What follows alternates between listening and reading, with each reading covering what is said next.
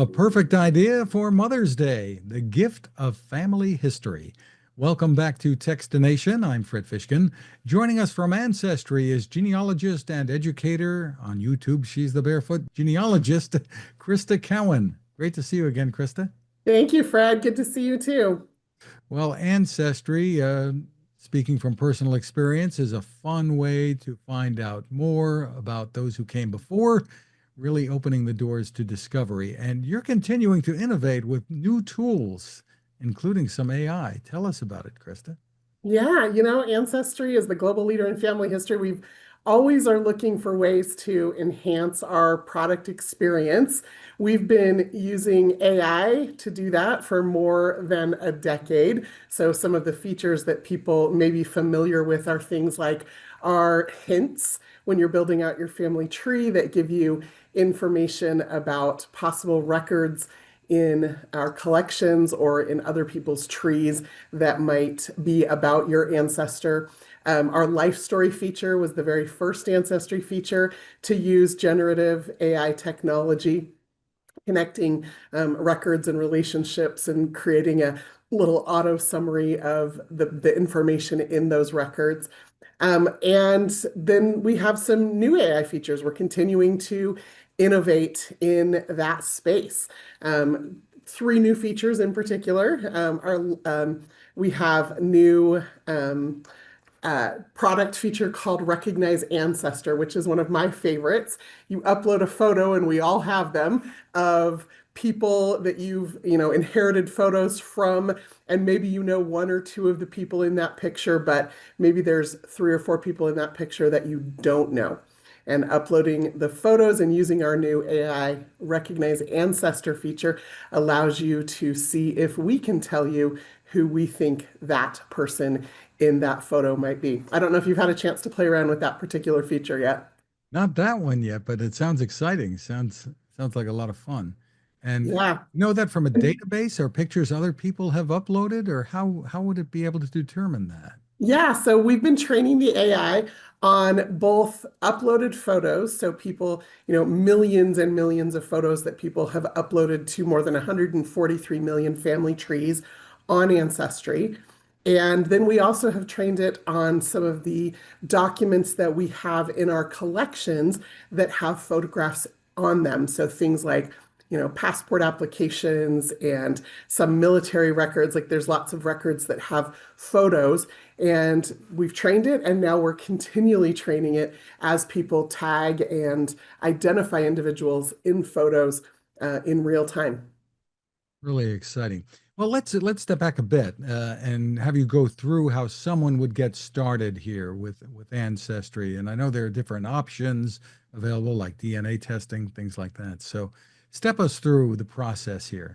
Yeah, absolutely. There's a couple of ways into family history. One is just to come online and start a family tree at ancestry.com. It's free to do that.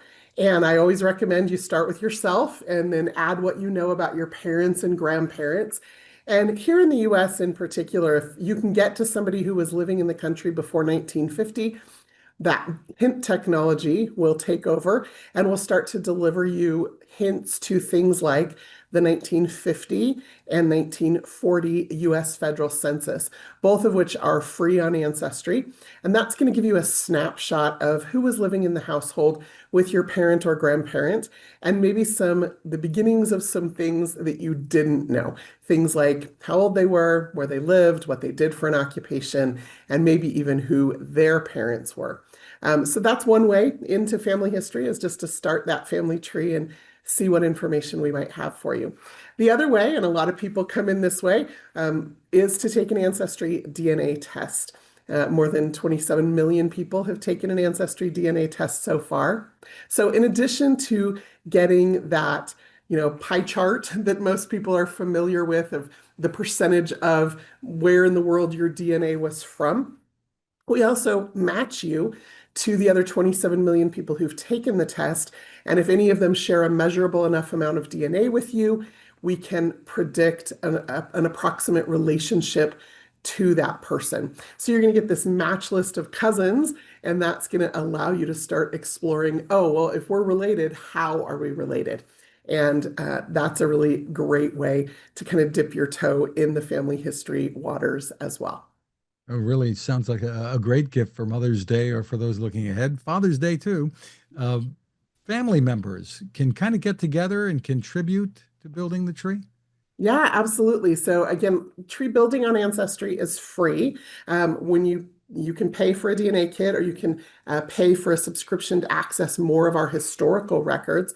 But you can also, for free, share your family tree with anyone in the family. So, for example, in my family, I own the family tree. It lives on my Ancestry account, my login, but I've shared it with both of my parents, given them full editor rights so that they can add and update information. I've also shared it out with my siblings. Now, I haven't given them editor rights, they've just been invited as guests, but it allows them to pull up the mobile app on their phone and explore our family tree and the discoveries that I'm making. And if they have updates to make, they'll just text those to me and I can make those updates in the tree. That's exciting. And I could ask, how far back are you able to go with your tree? Yeah, it's interesting because you have two parents and four grandparents and eight great grandparents. That number doubles every generation you go back. And I know who all 16 of my great great grandparents are. But when you hit that three times great grandparent level, I start to see drop off in different branches of the family tree because of what we call affectionately in genealogy brick walls, or people who we haven't just been able to quite identify who their parents are yet. So I've got a mystery Irish Civil War soldier brick wall in the 1870s on one branch of my family tree. Other branches of the tree go back into the late 1500s. Wow, that's exciting. And in terms of the research that goes into this, you've made it so much less time consuming, it seems to me, the tools that you offer people, because it used to take hours and hours and library visits and who knows what else to be able to dig things up, right? Yeah, I started doing family history when I was about 12 years old, and my dad would bring me every summer from California to Salt Lake City to the big library there, the largest genealogical library in the world. And we would spend a week poring over microfilm and scrolling through, records and looking at microfiche and pulling books off the shelf. And we had our little yellow legal pads and we'd scribble mad notes that we'd then take home at the end of that week and be so proud that we had found one or two pieces of information in all the records that we had looked at. And then I'd spend the year before the next summer writing away to record offices and libraries. It was very, very labor intensive. So I grew up doing family history that way. When Ancestry became .com in 1997, and I put my first tree online and I started looking at some of the first records online, I almost felt like I was cheating because it was so fast to find information. Since 1997, Ancestry has added an additional 68, or let's see if I can get this number right, 65 billion records to the site. We add an average of about 5 million new records a day from 88 countries around the world.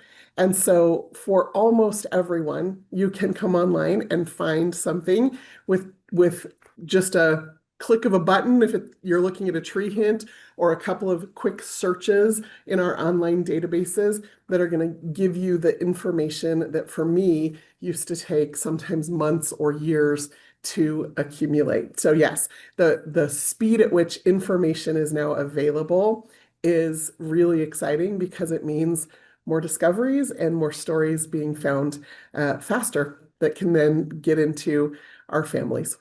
Are some countries a lot more problematic than others in trying to get information? It's different for every country. Every country, even every state here in the United States, has different laws regarding public and private records. So, for example, here in the US, our federal census, which has been taken every 10 years since 1790, has a 72-year privacy law, which means the most recent available census is the 1950 census.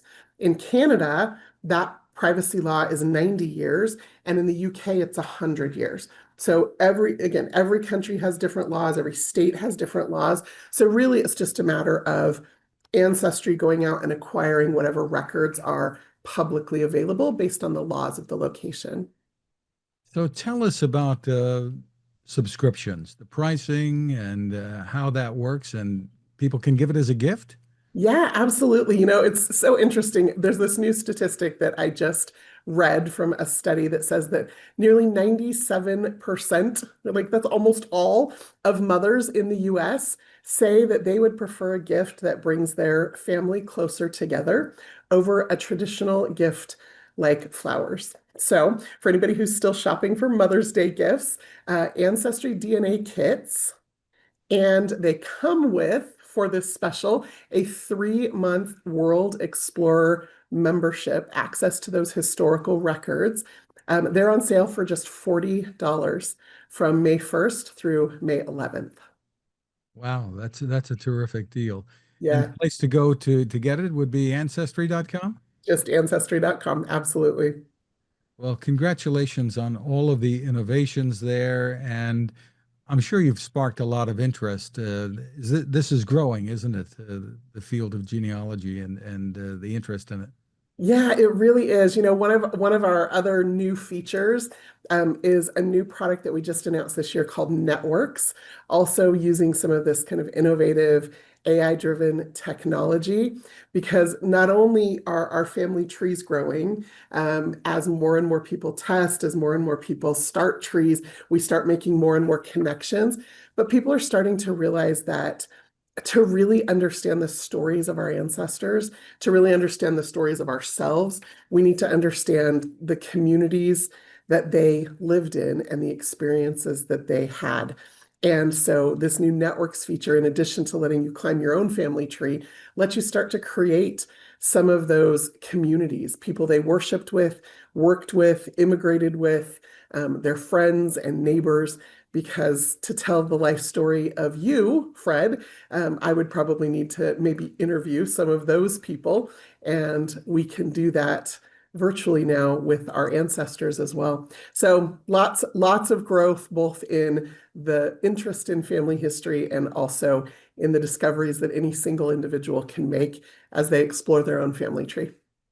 Just terrific. The site again is ancestry.com, really easy. Krista Cowan, thank you for spending time with us. Thank you.